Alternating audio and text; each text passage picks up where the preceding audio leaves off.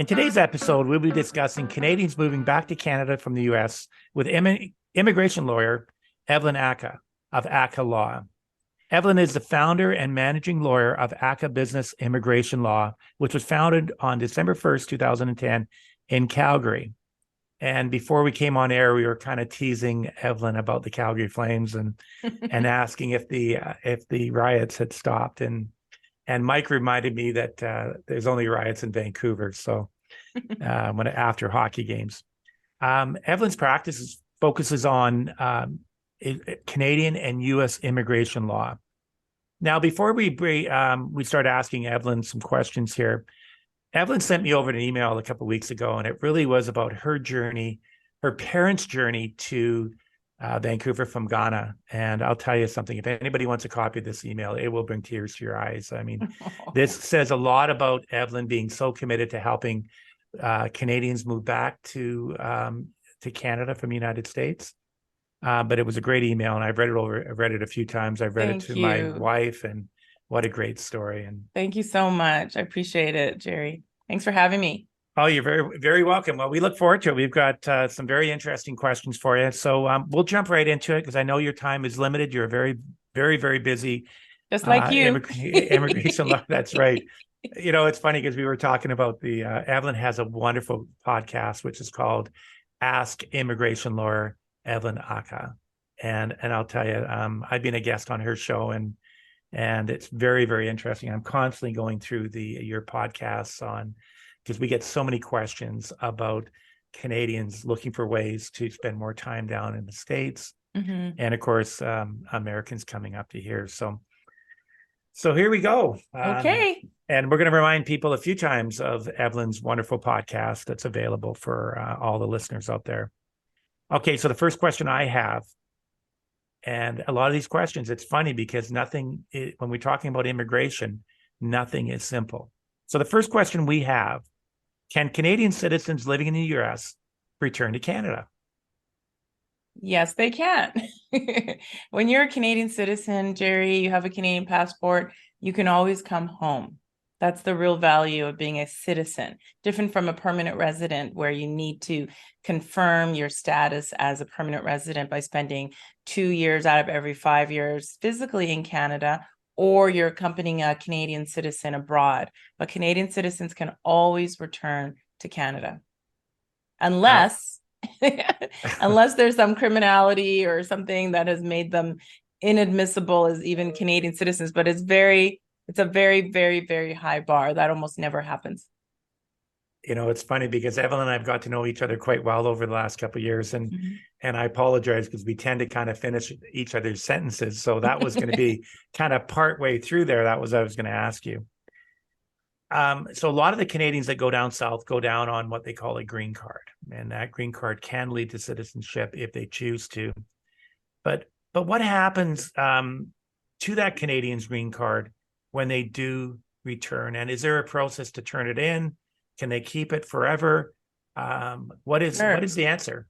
Well, it really depends on the intention of the person when they return to Canada as green card holders and Canadian citizens. So if they're coming back to Canada and they got green card status in the States, Gerry, they're able to give it up at the airport to the CBP, the Customs and Border Patrol, the U.S. Immigration, and they basically give it up as they leave. However, if they have a thought that I'm coming back for a year, sick parents, whatever the situation is, I do have the intention to remain in the U.S. after a year or two, or being temporarily transferred for work, there's something called a U.S. reentry permit that they can complete, seeking permission to be out of the country longer than the normal period of a green card holder without abandoning their green card status. Now, how quickly do you like to get involved with these Canadians that are planning a move back to Canada? Is it 6 months, a year, 2 years? I mean, what's best for you? Well, I mean, I think it's always good to have a plan in place before they actually take that big step, right? So that we can make sure they have the right information. But once they decide they're returning, all that really has to happen is what's their intention? Are they going to give it up? So ideally within 6 months, And the reason is because that assumption is around the 6-month mark that they can go back. After a year and they haven't applied for the US reentry permit, it's now the burden is on them to prove to US immigration they have not abandoned every time they return. So it's useful to get that document in place if there's that return plan. If there's no return plan, they can give it up whenever they want, and they can contact me at any time that works for them. You know, my colleagues, Dean Morrow and Carson Hamill, wrote a great article, a great blog that was talking about, you know, the most common mistakes that Canadians make when they move back to Canada. And number one on the list was not hiring an immigration lawyer. So we'll make that blog available as well, I too. appreciate. I'd love to see that for Yeah, no, sure. Yeah. they did a great job. They've got a lot of great articles and blogs that they've written about around this cross-border issues of Canadians returning or Americans returning back to United States. Now, the other question that I had was, when is the best time of the year? Is it seasonal? Is it early January when people move back? Is it what do you find is the best time to move back to Well, I Canada? find that, the immigration and tax, as you know, too, they kind of work together. So I think to make it clean, we've had clients who plan. So we'll talk to them through the fall. What's the plan? What's the timing? They're lining up all their ducks in a row, and then they will leave at near the end of December so that they can finish the tax year on the US side, and then to start that residency and the new tax year in Canada. So that, that's a clean process, and it makes it simpler for their accountants for sure. But it Now can be any time of the year, quite honestly. Yeah. Now it almost seems like it's a form of renouncing in the sense that you're coming back and you're giving something up. What's the big difference between renouncing and giving up your green card? Well, I feel like it's almost the same. Like, renunciation is what they call it officially. You're basically giving it up. And you want to do that sometimes for tax too, because it means that you might not have all the same obligations on the US side when it's formal and you've got the stamp and you got the piece of paper that shows you have legally renounced, given it back, your green card. And then it goes through the US CIS system. And that will be done. You won't have it any longer. So if the Canadian maybe 6 months later returns to the US for business meetings or tourism, you want it in the system that they're not coming as a green card holder. So, I think that it's not seasonal, but also it's basically the same. The renunciation stage can be done at the airport with the proper paperwork and the communication in advance with the border officials. And they take it from you. They literally take it and then shut it down. Yeah. One of the you can go online nowadays and there's so much information available for Canadians moving back home. And one of the things they used to always say is make sure you have a job lined up. How difficult, I mean, for Canadian returning home, that's not a problem. But what about asking them to buy a residence if they're not really established back in Canada? Is that still highly recommended that people, renting a place is not a problem, but buying a place, is that becoming a problem nowadays? I don't see it as a problem, but I think it's really about tax. And, so for me, like, the reason that returning could be an issue with intention for a citizen is if, let's say, they have a spouse from another country now, and they want to sponsor that spouse as a permanent resident. In that case, the Canadian citizen needs to show that there is a plan to return. The intention is there. They're not just getting permanent residence for their spouse to stay in the States or stay in Mexico, wherever they are. So they have to show, like, I'm looking for work, we're talking to realtors, we're looking at places to live. There has to show that as soon as that spouse gets PR, they're on their way back. Because you can't apply for spousal PR as a citizen abroad without that intention. When it comes to citizens coming back, I've never personally experienced it that they need to buy something. It could be, again, a tax measure to show that you've got a permanent establishment now and that you've relocated your previous tax location and now you've actually committed to Canada. So this is why when you and I work together and talk a lot, we always say, in addition to your services and wealth management and the cross-border planning, is immigration, but also tax, because a lot of this is critical on the tax side for clients. As a Canadian that is out of the country for 25, 30 years, and they decide to come home, I mean, there's got to be issues of their SIN numbers and restarting Still things and works. their medical.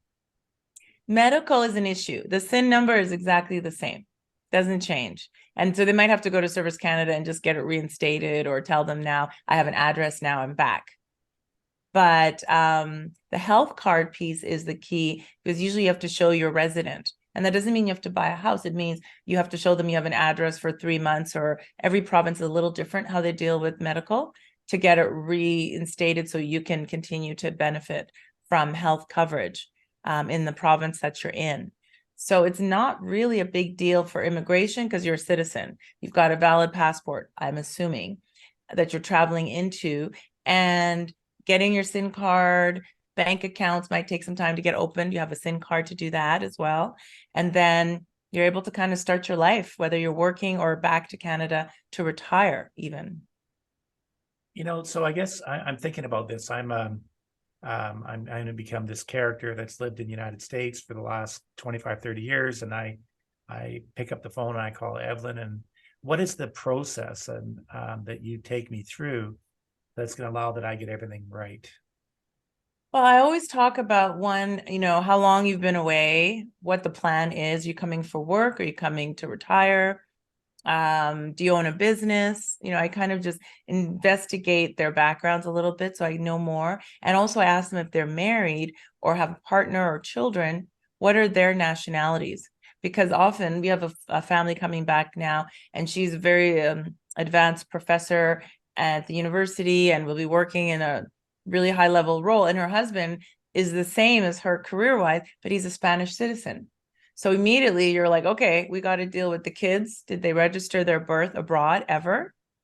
And if not, we've got to deal with that if they're old, if they're not over age, and get them citizenship. And then we have to deal with the spouse's PR. So the process is usually digging into the backgrounds of the family members who are coming, what the plan is, what the intention is. And then I try to give them the advice that they need so we can structure their return to Canada successfully. Now, it's not just Canadians returning with green cards, it's also Canadians who have married a U.S. spouse and now they're moving back and they've got dual citizenship. Mm-hmm. Is that any more complicated? And I guess the question is that we've gone through this process a few times where that Canadian moves home and they look forward to renouncing. So is it, I guess my question is that how common is it? Is it almost like 50-50 green card holders and dual citizens? They've received their U.S. citizenship, or What's so interesting? I see more people on the green card side probably renouncing than citizenship, unless, and because in the US, if you hold US citizenship and even another citizenship, they look at your worldwide income. So sometimes people are dealing with, I don't want to deal with that. I'm not going to keep filing in the US. So it really depends on usually their volume of revenue and their estate plan. And this is usually done in collaboration with their accountant or tax advisor. What makes more sense? Is it worth giving up? Or do you still have a number of assets you're going to keep in the States, may return in the future? How do we deal with that so that, you're not being dinged on the tax side? So yeah, I don't see as much citizenship renunciations as I do more green card, because they know with green card, they're going to lose it anyway at some point because they're gone too long. and as I'm thinking through the last couple of years, we've met so many people that are actually this is the hardest part, is when you're seeing somebody who lives in Canada, has a principal residence, but they have their green card, and they seem to be going kind of back and forth. And I don't really know, are they Canadian? Are they US? Mm-hmm. Are you seeing a lot of that as well? Especially a town like Calgary, you've got so many people.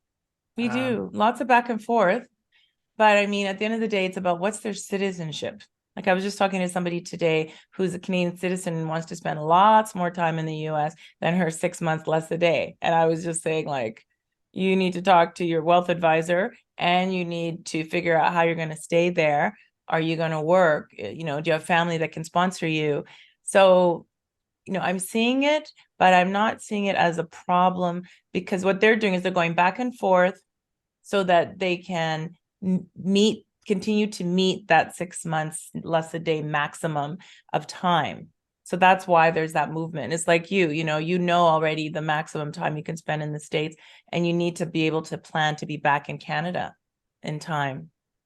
There's a great article that came out on the out with the Globe and Mail this morning, and they were talking about how there's so much more information sharing going back and forth with the Canadian and U.S. governments, and these people are getting themselves in a lot of trouble, and being taxed on worldwide income, and their understanding is, well, I never earned $1 in the United States. How can they tax me? So it's becoming a bigger problem. It addresses healthcare. It addresses immigration. It is just unbelievable how this is becoming, creating a lot of opportunities for Evelyn. I don't know if it's creating opportunities for me or for you. For me, it's most of the people that we work with, are coming for work or family, and going to the US for work or family. So it's usually only people that, whether it's political reasons or whatever's motivating them to leave the US and come back.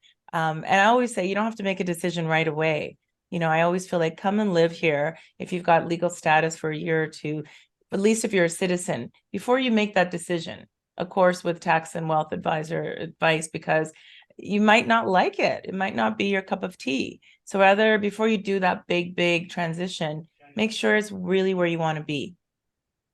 Now, when these Canadians are coming back to Canada, we're seeing all kinds of things, like even when it comes down to their vehicles, trying to bring that vehicle across the border. And you must work with good custom people, custom officials that take care of all those tariffs and all those taxes. And does that come up a lot? What people should be doing with some of their assets? Can I bring those assets back to Canada, or am I better off to sell them and start fresh?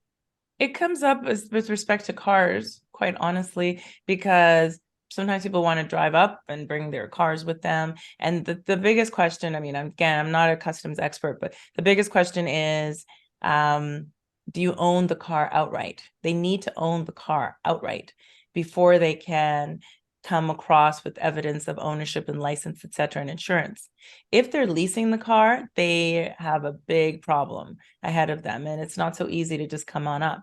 It's interesting. I was with some friends recently, and one of their sons bought him an e-car. I don't know if it was a Tesla, and he was just, bought his dad a car, which is so lovely, and brought it up, drove it up, and then he encountered all these issues at the border because he was leasing it for his father with the plan of buying it. And it sat there near the border for like a month until they could deal with him buying it outright and transferring it before. So you don't want to come up to Canada unless you own the car outright and have all the evidence of ownership. If you've got a lease, sometimes it's better to leave it behind and deal with it and buy something new in Canada. That's the extent of my car customs knowledge. Well, one quick little car story for you. When we had a family 2007 Volkswagen Jetta.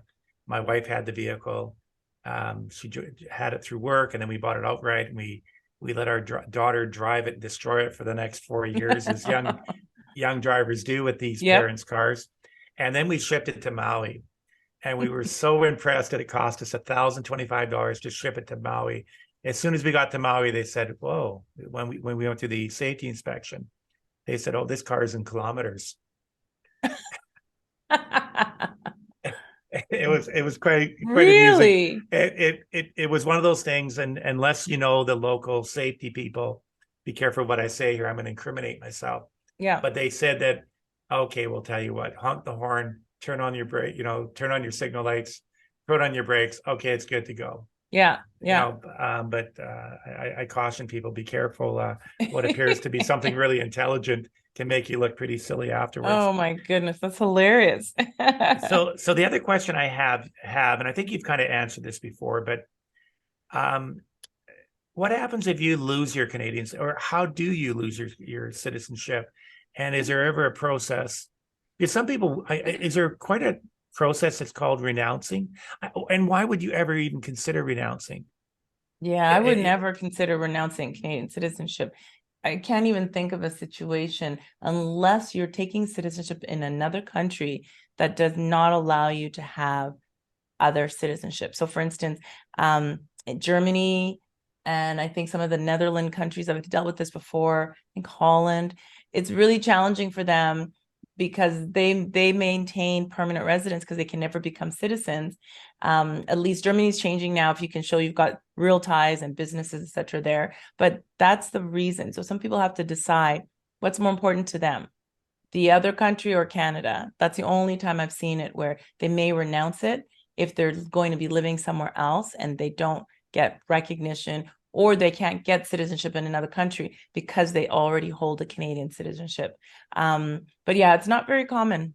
I don't deal with that or see as much of that as you would think. But right now we have a client that's becoming a Canadian citizen. She's about to do the oath, and she said, "Oh, I need to wait a few weeks. Please delay it because I'm waiting on my German approval to have dual citizenship before I can take it." So there are cases like that in some strange countries. It happens. And from an immigration point of view, you have to have some type of citizenship. You can never be that person who has no ties to anywhere, can you? You do have to have citizenship. There's only a few people, maybe people who are refugees, who've been in the United Nations kind of refugee camps where they've lost their status. And again, I don't deal with that, but those are the few cases where people don't have passports and instead they may have documents from the UNHCR or the refugee camp or whatever that reflects their in-between status. But for the most part, everybody has citizenship. Whether or not they have a passport is a different issue. And you can show citizenship usually by birth, by your citizenship of birth. Now, we've talked about, the few of the podcasts that I listened to on your Ask Evelyn Ackah, immigration lawyer, on your podcast. This term of immigration, this term of mobility immigration, is that being established in the last 6 months at all? Or are we any closer to that? American coming up here or a Canadian going down south and getting that mobility immigration visa? It's been talked about, but it's not there yet. I mean, that's what I think people, when NAFTA was created almost 30 years ago, I think that was the plan, was that's what they wanted, but it didn't actually pan out that way.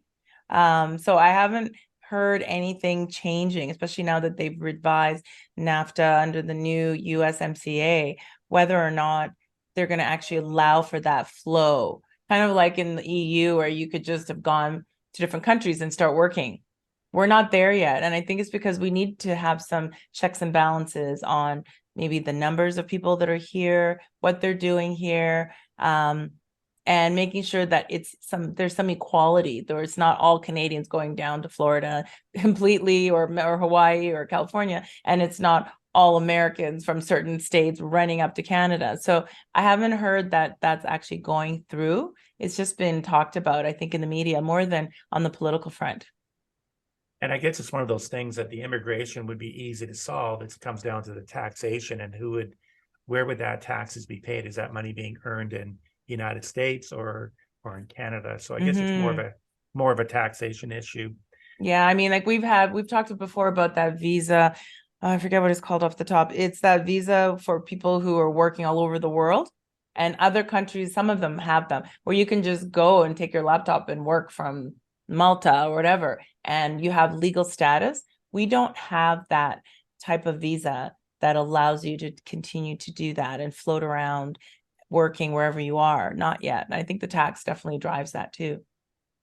Are there any new rules for obtaining your Canadian citizenship these days? Anything changed over the last 10 years? Well, they've been changes. When I was reading that question, I was like, what's new? Let me go check what's new, because nothing is really new. I mean, the law changed in 2015, and around, some of the eligibility of citizenship based on some of the political things that had happened where a bunch of Canadians, or permanent residents all moved home. So now in order to become a permanent resident, you need to be in Canada as a permanent resident, physically, to be able to apply for citizenship 3 years out of 5. And then, and then you have to show that you filed taxes for that period of time. So it shows that you really have ties to Canada. And then if you're under 55, you have to do the test and the oath. So those are the main changes that were made. Is they increased the age of who needs to write the test. It used to be older, and now they brought it up. And they've also made some restrictions on tax filings and showing that you're in good standing in order to apply for citizenship. Well, I hear there's a great app out there called the Canada Physical Presence Tracker app. Had to put I've heard about that. I had to put in that shameless plug. I do apologize. Now, and I think you've kind of answered that question, but can I lose my permanent resident status in Canada? Yes, you absolutely can. And, a lot of the calls we do get, Gerry, are people who are like, oh, I haven't been able to manage to be here long enough. What can you do to help me keep my PR? And it's very hard because it's about their intention and their past behavior or their past decision making. You can't overcome that. So sometimes if people will literally get their PR and come and spend 10 days in Canada and disappear. And then like after 4.5 years, they're like, oh my God, I have to get back to Canada. They can come back to Canada if it's less than 5 years have passed, but they have to sit in Canada for that 2 years to accumulate that time to apply for the new PR card. So maintaining permanent residence is sometimes different from obtaining the PR card, which is the travel document. The other thing that people can do to maintain their PR is if you are with a Canadian citizen or permanent resident abroad, say your spouse is there for work and you're with that person, you're actually maintaining your PR, even if you're gone for 5 years. And you can renew your card from abroad because you can show you're accompanying a permanent resident or citizen. But the other way that people will lose it is if they have criminality.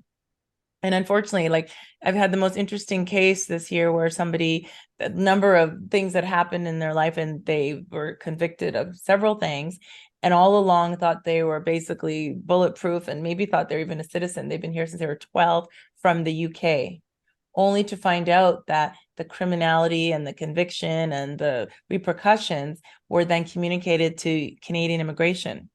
And I got the call to help to try to see what we can do, or he would be deported back to a country he hadn't been to for 20 years, didn't have any family, etc. So it can be lost. And usually it's criminality reasons that people can lose it or the lack of presence in Canada. We saw a lot of stories during this COVID, this pandemic we went through with couples being separated. And was there any wiggle room when it came to COVID and dealing with this? I would say there was some wiggle room. I mean, people were able to say I wasn't able to meet my days in Canada because of COVID. The government made some accommodations for a period of time, but after that, they were like, it's enough. Like if you're not able to maintain it, you can come back in. But they felt like everybody was using that as the reason why they didn't maintain their PR. So yes, we had a period of time you couldn't come in, or a period of time you couldn't be with your partner, but they were not letting everybody off the hook.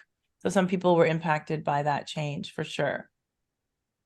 Now, I've got one more question, and I really do want to I want to hear a little bit about your parents' immigration from Ghana to Vancouver.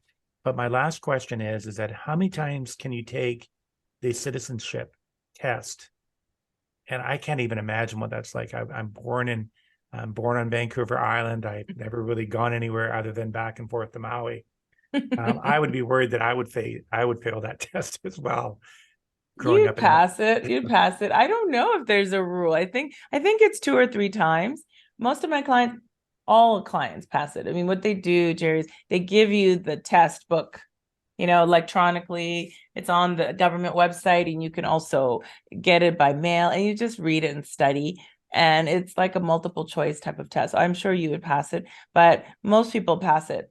Even people who are new to Canada and may not even read as well in English, etc. Most people pass it successfully. So I'm sure we would pass it, but we might need to do a little reading up.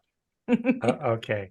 Now, the reason why I'm asking this question about your parents is because I know that the two things that you and I have in common is that we really do like to help people and we really care about people. And why you got into immigration. Tell us a little bit about the journey that your parents had to come from Ghana to Vancouver. And I remember in your email that you were separated from your father for 5 years. That's a very common experience with immigrants, I find. I mean, I've had nannies who were separated from their children for 5 years before they could get the family here. So I really relate to it. But just short and brief, my parents are from Ghana. I was born in Ghana, and my dad is so sweet. We have a family members, we call them family members. They're from Hungary that were in Ghana at the time. And my parents were married, and they met my dad, and he just did something random and helped them like find their way to a bank when everybody else was on lunch and nobody wanted to help. This white, Hungarian guy in Ghana, he was an engineer, and my dad said, sure, I'll take him. And he went, and they became friends, and now they're like family. And that engineer was pivotal in helping my father get to Germany, because he knew that I was coming and that my dad, was so bright, wanted the opportunities, but came from just, very poverty based, impoverished situation. And so they helped him get to Germany, and he went to school and worked, and he became a Volkswagen Audi mechanic. And while he was there, my mom had me, and then they helped him. That same family left Ghana because they had escaped the Hungarian, crisis there, and worked all over the world as an engineer. And then they moved to Vancouver, and that family helped my dad immigrate to Vancouver in the days when somebody just wrote you a letter and you filled in some forms. This is like 1973, 74. And he became a citizen. And then he brought my mom to Canada to see if she'd like it first. And then he came back to get me. And in all of that journey, 5 years had passed. And so, yeah, I met my dad when I was 5 at the airport. And it was like, who's this guy? And so, I was with family and like lots of family and support, but it's a very common immigrant experience that there's a separation, because sometimes you cannot bring everybody with you at the same time, or you have to think about, you won't have any infrastructure, no supports, who's going to watch your kid. Like, you just don't have extended family. So sometimes it's actually better that they stay with extended family than they're here and they're in daycare and they don't have any actual family support until they're financially able to manage it. So that's how my story started in Vancouver when I was 5. And I never thought I'd be doing this work. So I'm not sure how it was, but something about that, led me to this via corporate law on Bay Street, somehow realizing that was not what I wanted. And I moved into corporate immigration, which kind of fed the personal relationship side of the work that I love, and also the corporate side, which is not as taxing from a, immigration emotional level as asylum work or refugee work, which is incredibly draining, and you've got to be really committed to doing that type of work. Well, Evelyn, I really appreciate your time. I love your passion. The fact that you really care is becoming we don't get to hear a lot of those stories out there anymore. So truly appreciate you being on the show this afternoon, and I wish you nothing but the best. Thank you so much, Gerry. I really appreciate it. I can't wait to see this and listen to it. And I'd love to share it as well with all of my network, so that people can learn more about you and the work you do. Thank you. Wonderful. Have a great day. You too. Bye-bye. Bye.